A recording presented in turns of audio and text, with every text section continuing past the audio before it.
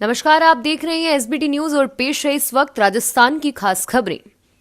राजस्थान के उदयपुर जिले के झाड़ोल थाना क्षेत्र के नेशनल हाईवे 58E पर शुक्रवार देर रात एक बोलेरो गाड़ी अनियंत्रित होकर खाई में गिर गई। इस हादसे में गाड़ी में सवार 2 युवकों की मौके पर ही दर्दनाक मौत हो गई और वहीं एक अन्य युवक गंभीर घायल हो गया।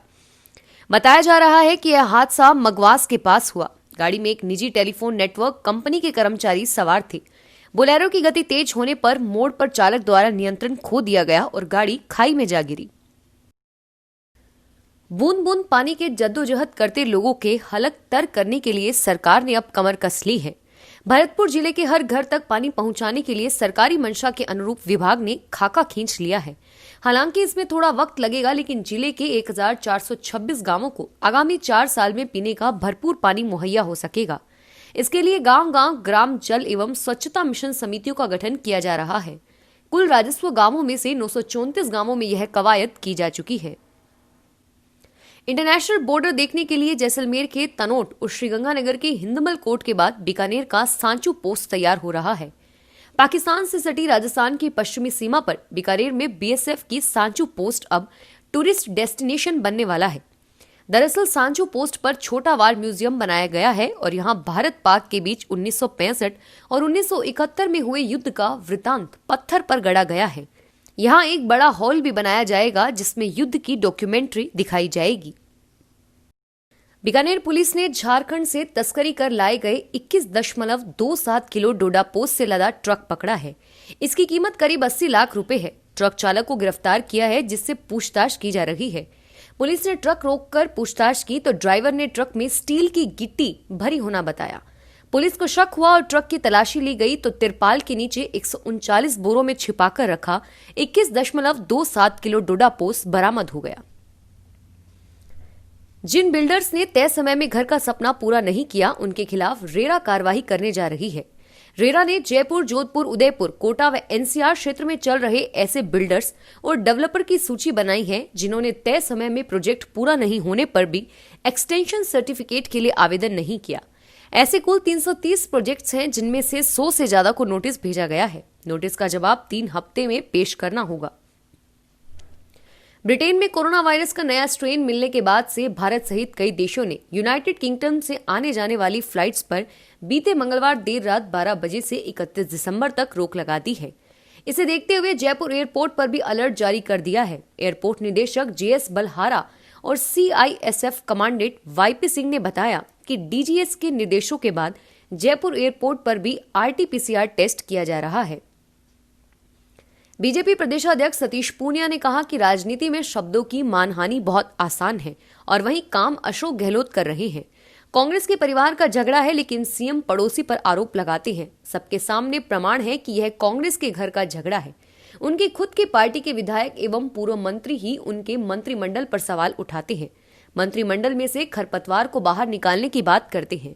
पूनिया ने कहा कि केंद्र सरकार गृह मंत्री अमित शाह एवं भाजपा पर अशोक गहलोत द्वारा लगाए गए आरोप बेबुनियाद एवं झूठे हैं।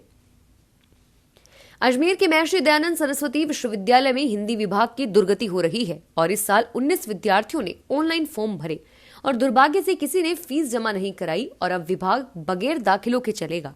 अगले सत्र में भी सीटें भरेगी या नहीं, इसमें संशय है। पूर्व राज्यपाल कल्याण सिंह के निर्देश पर महर्षि दयानंद सरस्वती विश्वविद्यालय में साल 2015 से हिंदी विभाग स्थापित किया गया था। 5 साल में विभाग अपनी पहचान कायम नहीं कर पाया। केंद्र में ओबीसी वर्ग में आरक्षण की मांग को लेकर भरतपुर, धौलपुर जाट समाज का आंदोलन सरकार के आश्वासन के बाद स्थगित हो गया।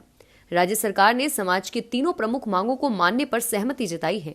केंद्र को सिफारिश चिट्ठी लिखने की जिस प्रमुख मांग पर गतिरोध बना हुआ था, उसे भी पूरा करने को लेकर सरकार ने आश्वस्त किया है। आंदोलन के तहत भरतपुर में शुरू हुए महापड़ाव के बीच सरकार ने 28 दिसंबर को केंद्र को सिफारिश चिट्ठी लिखने का आश्वासन दिया। हाईकोर्ट के आरएएस 2018 परीक्षा के तहत पदों के न्यूनतम अर्हता अंक तय करने और 2 गुना अभ्यर्थियों को साक्षात्कार में बुलाने के आदेशों के बाद अभ्यर्थियों की नजरें राजस्थान लोक सेवा आयोग पर टिकी हैं। आयोग के फुल कमीशन की 28 दिसंबर को बैठक होगी। आयोग हाईकोर्ट की खंडपीठ में अपील करने के अलावा संशोधित परिणाम पर फैसला करेगा। ब्रिटेन में कोरोना के नए स्ट्रेन मिलने के बाद वहां से उदयपुर लौटे लोगों के घरों में अब चिकित्सा दल पहुंचने लगे हैं। दल ऐसे लोगों के नमूने ले रहे हैं जो दिल्ली से RT-PCR की जांच करवाकर नेगेटिव रिपोर्ट लेकर घर लौटे हैं। बताया जा रहा है कि अब तक करीब 50 लोग ब्रिटेन से उदयपुर आ चुके हैं।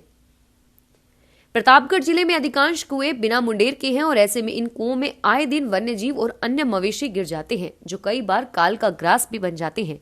ऐसे में किसानों को इन कुओं की मुंडेर या कच्ची दीवार बनाने की आवश्यकता है ताकि वन्य जीवों की जान बच सके। जिले में अधिकांश भाग पहाड़ी हैं और ऐसे में कुएं भी कच्चे होते हैं। पथरीली जगह होने से कुओं की दीवारें पक्की बनाने की आवश्यकता कम ही होती है। चालू रबी सीजन में करीब 598 लाख हेक्टेयर में फसलों की बुआई हो चुकी है, जिसमें सबसे ज्यादा गेहूं का रकबा 313 लाख हेक्टेयर को पार कर गया और वहीं दलहनों की बुआई करीब 150 लाख हेक्टेयर में हो चुकी है, जबकि तिलहनों का रकबा भी 79 लाख हेक्टेयर को पार कर गया है। केंद्रीय कृषि एवं किसान कल्याण मंत्रालय की ओर से जारी आंकड़ों के मुताबिक देश भर में 597.92 लाख हेक्टेयर में रबी फसलों की बुआई हो चुकी है, जो कि पिछले साल की समान अवधि के मुकाबले 24.69 लाख हेक्टेयर यानी 4.30% अधिक है।